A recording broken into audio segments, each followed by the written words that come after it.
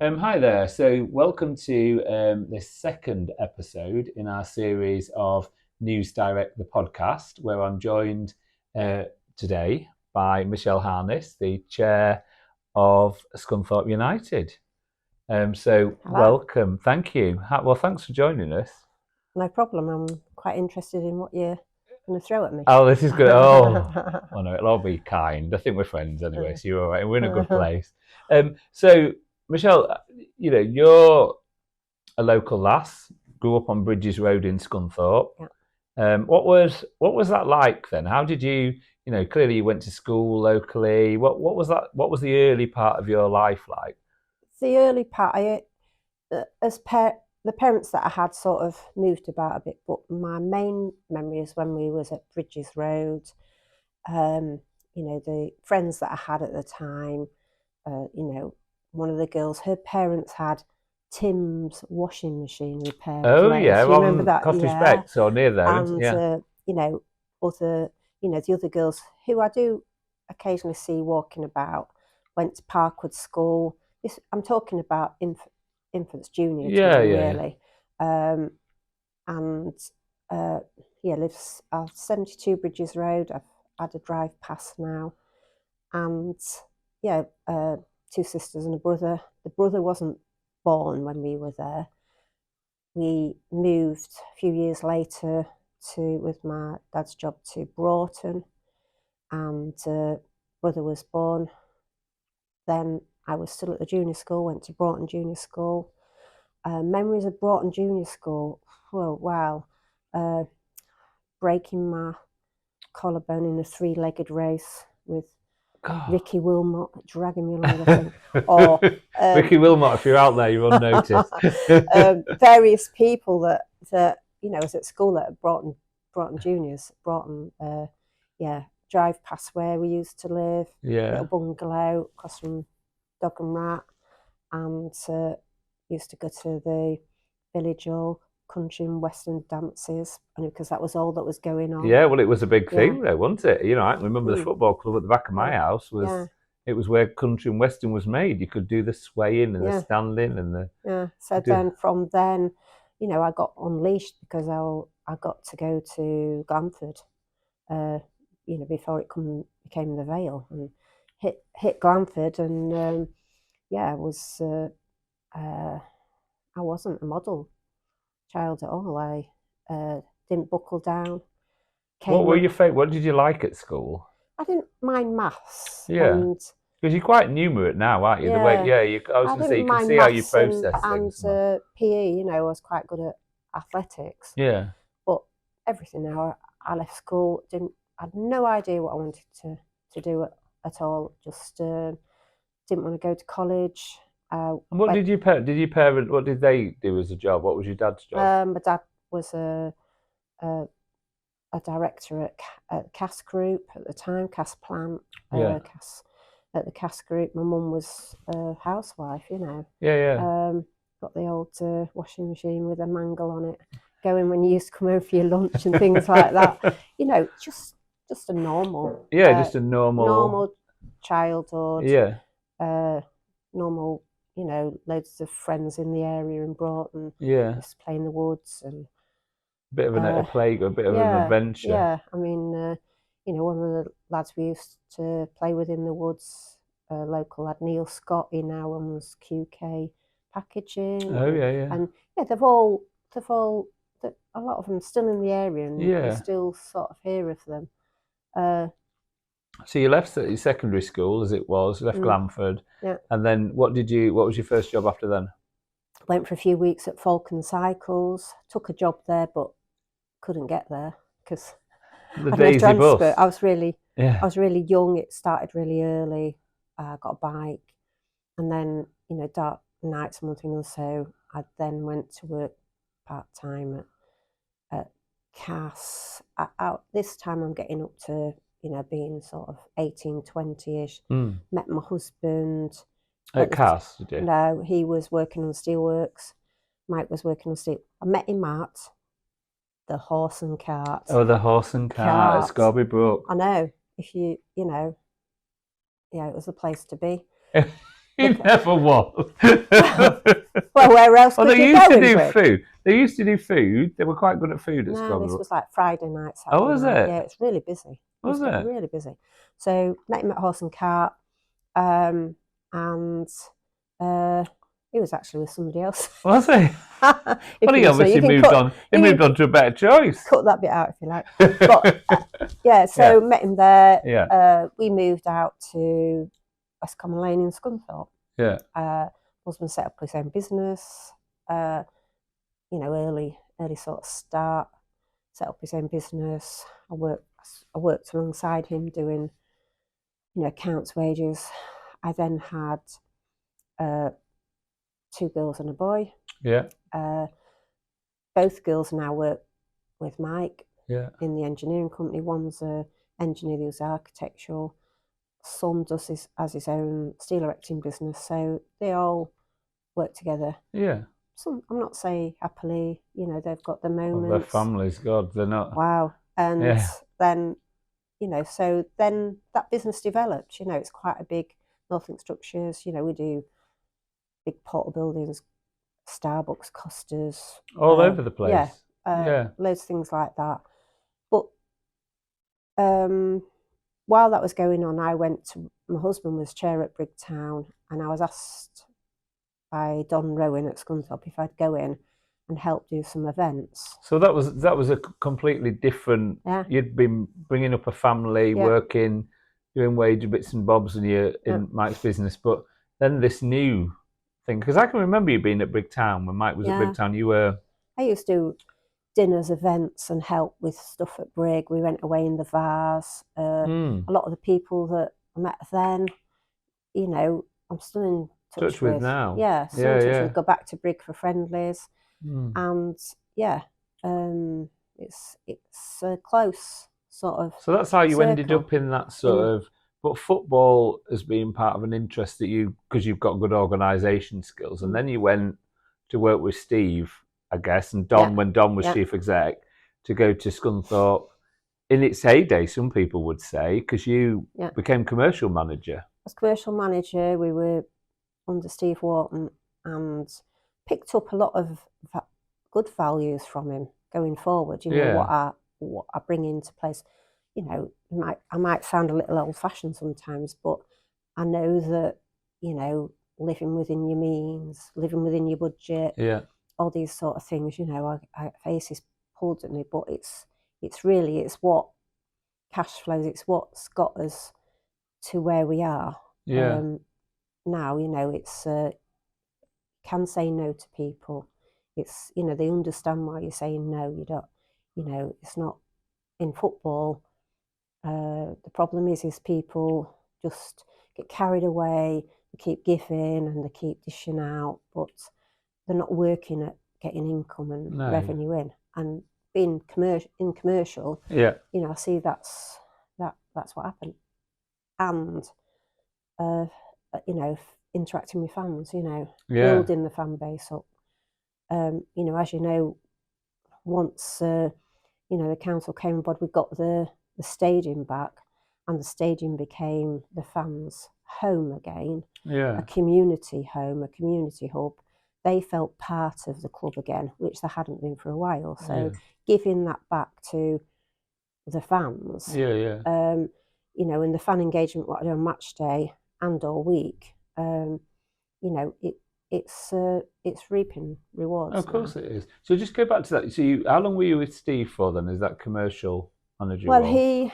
I was with, I was with Steve Wharton the most, but also Keith Wagstaff was there, Chris Holland was there. You know, they had sort of various chairs, sort of, you know, stop and start. But I was there for 15 years. Peter Swan came in. I was there for a short while with Peter Swan, and I was just given an option to stay or go, really. And it was the right time for you. I'd had enough. I thought I'd done 15 years, and I never actually sort of kept going to games, or I kept Yeah, you my kept eye supporting. on it. I kept my eye on it, but I didn't, Yeah. I didn't get involved. No.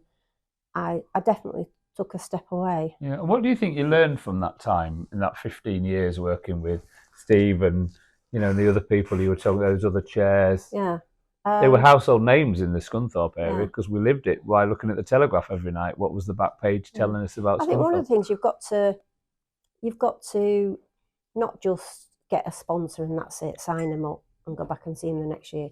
Yeah. You've got to look after them. You've got to reach out to them. If you've got something big coming on, a game or whatever, then it's an opportunity to reach out to them and say, did you want any tickets? Or do you want to come to this game? Yeah. Or have a business network? You've got to engage with the sponsors, fans, with everybody. That's sort of a key thing. Yeah. What I picked up from them. But the other thing is live within your means. Steve Wharton, I speak to him regular. He will message me before or after most games. Yeah. And usually, he's pleased and delighted that it's actually saved, but where we've got secure, more secure, yeah. And I know, the first few weeks, he'd rang and he was worried. Yeah. I think we all were. Yeah, I mean, you were. And then I remember sitting in a car like 3 or 4 days in and saying to my husband, "I've ruined my life. I'm not going to get it back." And what does Mike make of it all, though? Because he's quite, anybody who knows him, he's a big lad, so you're an affinity with him, but he'll say, how does he cope with you being? Well, to start off with, because you take a bit of flack. Anybody I know, anybody who does a job that becomes a figurehead takes a bit of flack. They love you when they love you, but when they don't love you, you're on the floor. And how does he cope with that? What's he? He's got me with a policy that I don't respond to people on social media or even if they're asking, unless it's where do I get this from or whatever. So, but I don't react to people, although sometimes I really want to go back and just tell them the truth. Tell them exactly how it is, because it's not fair. Yeah. But so he does that. He's helped me a lot with the cash flows right from day one. I couldn't see where I could go, what I could do. Yeah. I've got all these different bills flying in from all angles, and then he's good at seeing things. Yeah. And helping, so we put it into a weekly in and out cash flow. He sat with me and used to monitor this cash flow every day. I'd come home, he'd update it and monitor it, and then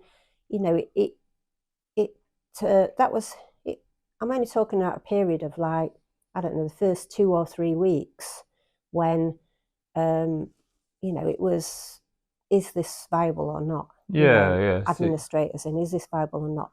The guys that I've got that that are co-owners now, they were there and they're in the phone and what have you, but they've got their own businesses, they've got their own things going on. It's like, as much as they really, really wanted it to work and to survive, they were like, right, we're going to get hold of this, and they brought their own sponsors and their own people in. They donated, and if they hadn't, after the first couple of weeks, if they hadn't have jumped in and became involved and lifted the weight, then no, it wouldn't be where it is now. And it wouldn't be, this week, last month,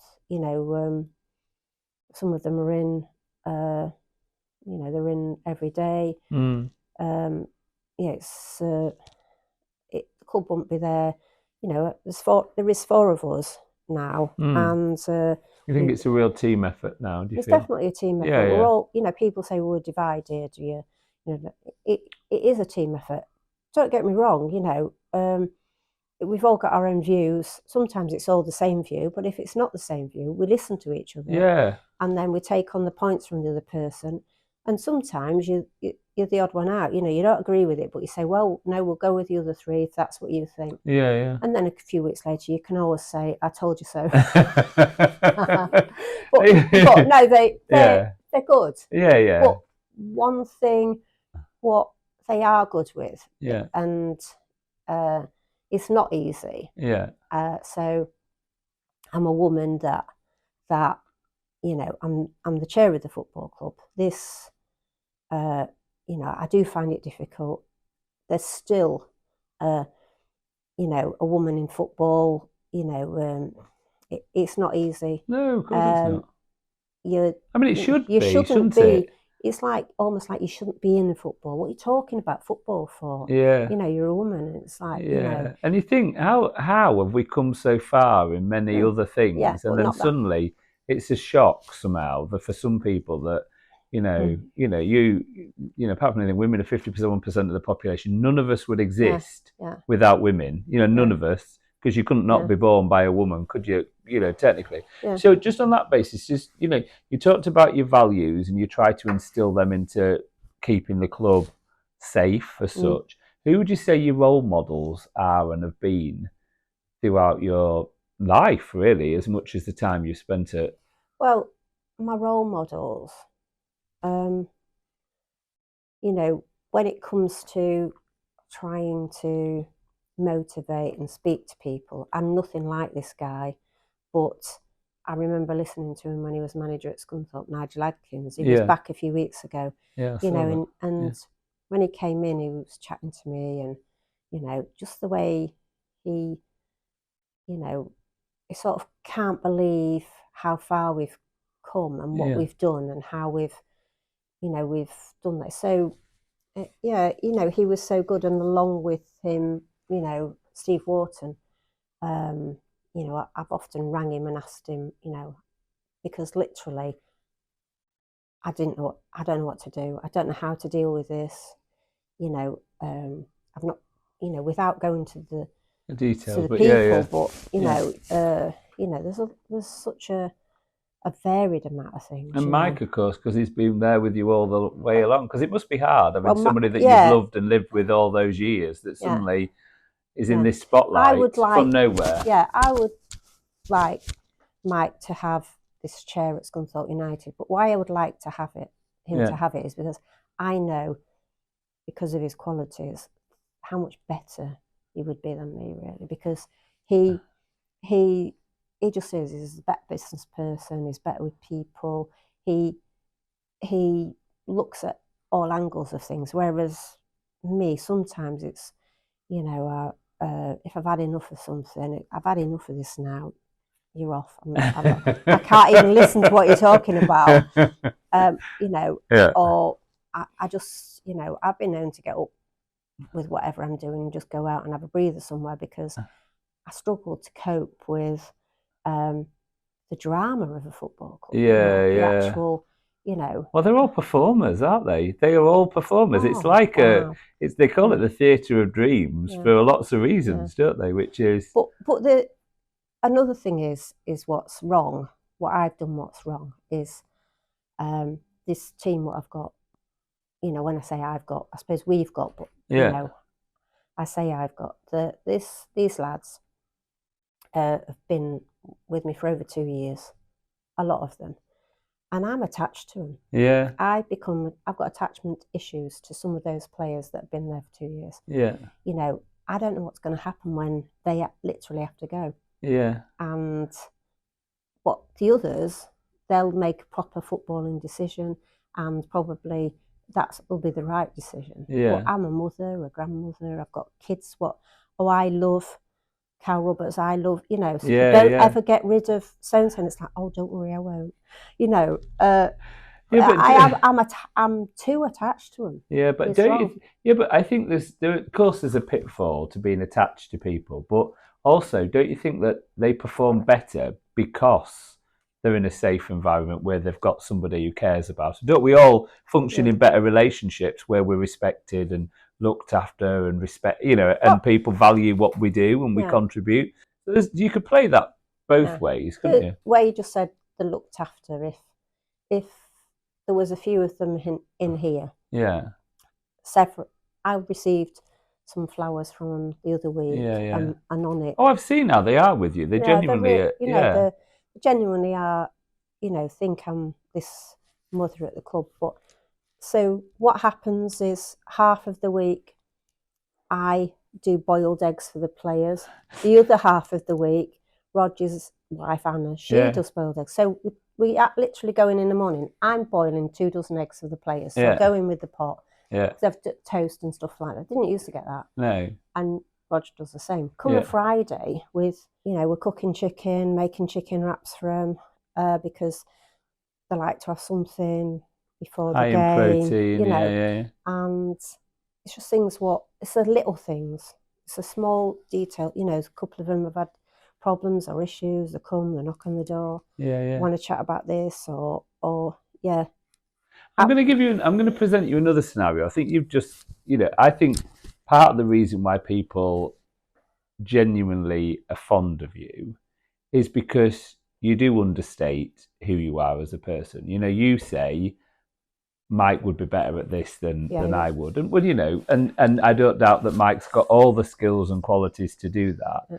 But when people say to me they're genuinely fond of the Michelle Harness who demonstrated that she was braver than you'd ever think you were, and you were stronger than you ever presented yourself to be, and you knew how to be vulnerable because you were vulnerable, and people respected you for that. There's a love, and I mean love, a genuine affection for you in this community. I'm not making that up. How does that make you feel? Yeah. Well, what I can say to that is before I actually stepped in that thing, the people that I was making the calls to, the big business people in this town, it was George Aikenhead, Roger Rahman, Ian Sharp, Derek Hunt, I could people name you could have relied on all the time. That I knew, if I do this, will you back me? Yeah. You want to save the club, will you back me if I put myself And I remember you saying it. I remember those conversations. And also there was this guy who, when I looked through my text messages, who I was ringing before he even went in for it, Rob Walton. Oh, he's terrible. Nobody likes him. And saying, if I did this, you've got an order on the premises saying you had to be out in 2 or 3 days. That was a rocky time, wasn't it? Yeah, and things like that. So it's like, it's all right doing this, but who's there to help me to once I've done it, and the town and the businesses and the people, they're there. Yeah. And now it's evolved to this, when, I'm sat here, it's me, I'm sort of in this position, but the fans see, I listen to them on a match day singing this Michelle Harness song, and it's absolutely, it's like, oh no, but they do. Yeah. But this Michelle Harness, I don't believe. You don't recognise her, do you? It's not me. Okay. It's not that little girl from Bridges Road, you don't? No, I don't recognise it as me. I think, well, this Michelle Harness, she did that, and they're going to get her on the mantle and all this. Yeah. I don't think it's me, but I think it's what the club needed. Yeah. They needed a person, a thing, something, so that the fans believed in. Yeah, but it was you. It going forward. It was you who did that. It was. But I know. I don't feel that, but no. I see how the fans and the town. Yeah. I can't. It is sometimes, you can't go anywhere. No. I'm probably like you can't go anywhere because, people want to stop. If you're winning, it's really good. But if you're not winning, they've all got a say. And when you've got rid of the manager, or when you've done this, or when you've done that, and the others will probably go out and, for meals or whatever, and they'll probably get exactly the same. Of course. And then you get inundated with, people wanting to be players or managers or, you know, my son's this, and Yeah. you've wrote to you 10 So you've become a times. scout. Yeah, no, but I don't know, you know, Yeah, I because don't know that much. You employ people to help pick with the that. team, to do the coaching and all that. You know, I haven't got What time do you for think that. your biggest mistake was? Because they always say you learn from mistakes. Well, most of us do, because otherwise it's the definition of madness, isn't it? You end up keep doing the same thing and expecting something different. What would you say your biggest mistake was? Well, I would probably say that looking at it is, you know, not. I needed more. I needed more advice, uh, proper advice from day one on the financial side, Yeah. because I took on the cash flow when this debt was apparent. It was Mark Stapleton that come in and Yeah. you know, got me this figure. It was like, you know, well, you never pay that. You know, I don't know how you think you're going to do it, but you'll never pay that. Then the league jumped on, say, you know, you're under embargo, and you know, why didn't you let us know you're buying this club? I said, well, I didn't know I was buying it. I was running the back talking to this guy, and he was going to close it. And I said, just let me have a. And it was a three-way conversation, because you had to keep the dialogue with the old owner, with the current owner, all these other people that you needed to support you, working with us at the council. Yeah. You know what? Yeah. I mean, the Peter Swan, you know, I remember my first couple of conversations with him. And I could see he just thought it was a bit of a joke, you know, that I was going to buy these shares and I wanted to.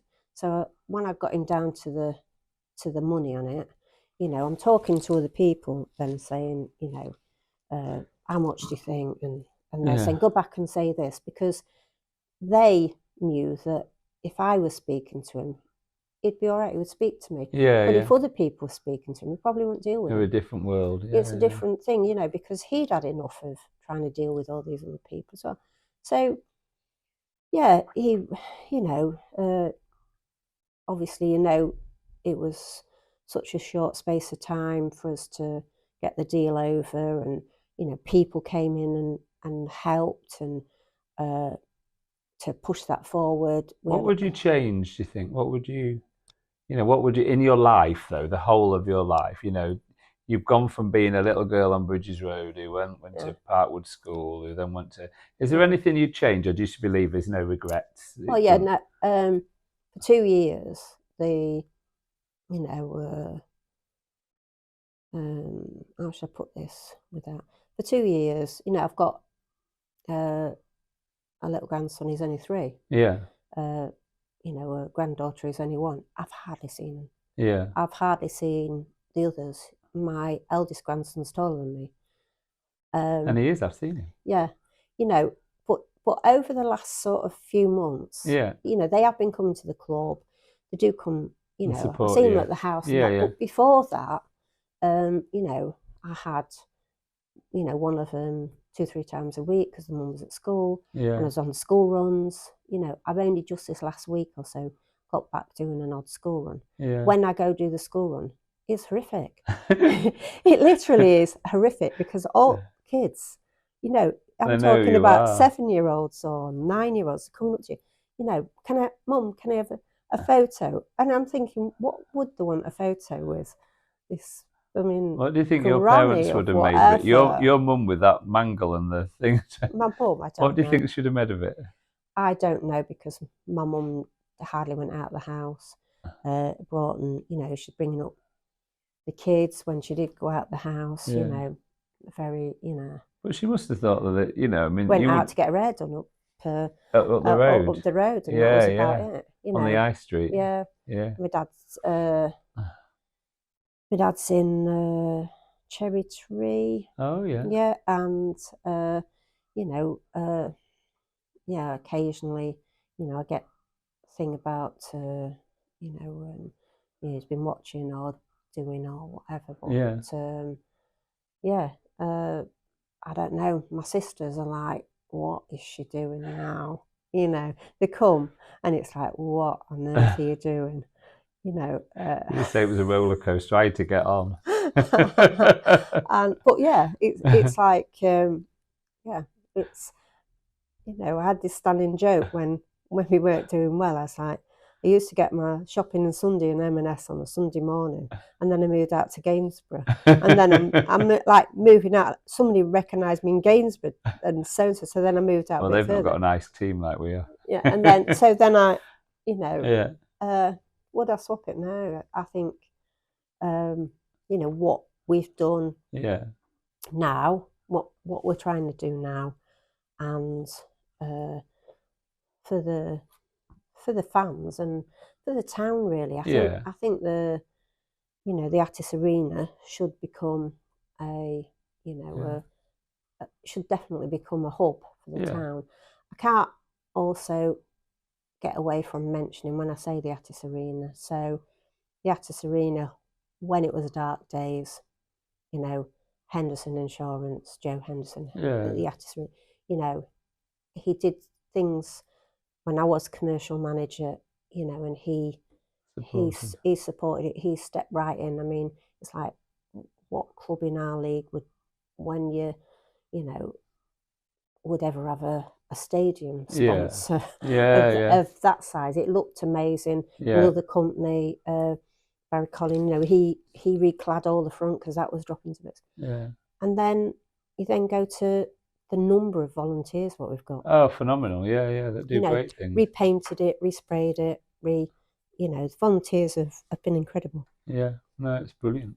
So I often like to think about this, you know, because I quite like this desert island thing. Oh, so if you were cast away, you know, like you sometimes think like I do, I have to go somewhere else to do my shopping. I do have to do that as well. So I do have a lot of sympathy with that. But if you were cast away onto a desert island, what 3 songs would you take with you? What 3 discs or records or whatever? What would you take?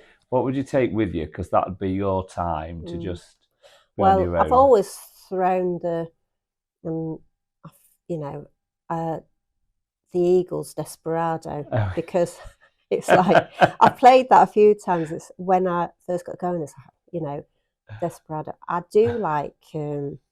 I do like Desperado. Yeah, that's a label. Walk the Line, you know. Yeah, Walk the Line. Yeah, I quite like Walk the Line. Yeah. Also, you know, Different Corner, George Michael, that sort of thing. Nothing too heavy. Now, just, yeah, quite relaxing things. But yeah, Desert Island discs. They would be a 3. Yeah, they. Yeah, I think I'd have a good. Maybe have a little longer think about it. Yeah, but those would be the I like those things. And what would be your luxury item then? What would the thing that, you know, we talk about how you give a lot of your time. You volunteer at stuff at the council as well, so you do an amazing job and help us. So what would be your luxury item to take away that's just for you? Nobody else, no grandchildren, no children to think of, no players knocking on your door. This is just you on a desert. What luxury item would you take? My dressing gown. Your dressing. It's got to be, you know, it's like when you've got home and you've had a bath and it's like, the end of the you've day. had a good meal in the bath because it's been so bad.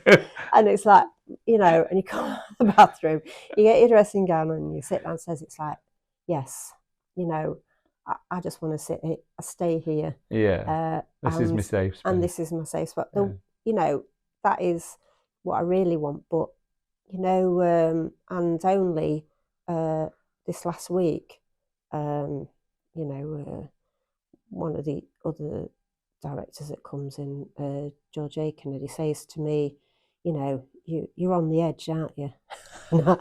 So I am this week. I am on the edge. You know, a couple of things happen. I'm not doing well, and you know, he'll say a few things, and which probably won't make it better. but no, he'll say a few things. Will make me a brew. You know, we have a brew and things. You know, are like once you've talked about them, you've got to talk to people, because if you don't, then I'll get how I got before, laid like a zombie, and thinking I can't do this. And everybody thinking I'm doing, oh, what a really good job she's doing, when actually it's like, you know, you wake up in the morning, the first thing you do every morning is you go on the bank and you think, oh my God, all What's that coming out stuff's now? come out. Yeah. I've got to get some in before 12 o'clock. So you're ringing these people up, ringing those people. Those days have gone. Yeah. They've gone. But the here and now of it, football clubs have big wage bills, which obviously you get the pay as you earn with that. Yeah. You've got overheads and, something will always come around the corner. And we're still occasionally getting hit with something, what somebody thought, oh, well, we'll never get that. And now they're saying, oh, Now they're it's doing well, here. we'll have that. And then, player injuries or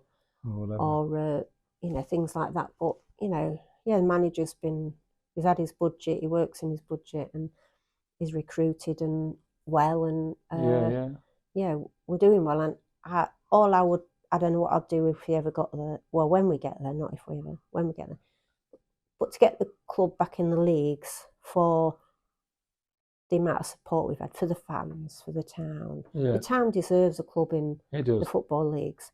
But, thinking about it, a couple of years ago, when you walk around that ground and all the weeds were growing around the back and looked like tumbleweed and it's closing, we could have not had one. Yeah, and it would have been like that. It would be. Michelle Harness, chairman of Scunthorpe United. It's been a pleasure, and I don't know what I expected at the start of this, but I knew that you would undervalue yourself and your. But I think I hope what people watch this will see that you are a wonderfully special person that people treat as a special person because of who you are. So thank you for what you do. Thank you for what you're going to continue to do. And I do believe, and I know what's nice about it is you do it because you're a local lass with the best interests of this town. And I hope that people see that. You'll be a big role model for lots of other young girls who live on Bridges Road who think, actually, one day that could be me. Thank you so much for your time. And so that comes to a close another episode of News Direct, the podcast. Thanks for your time again. Thanks for watching. And hopefully you'll join us again.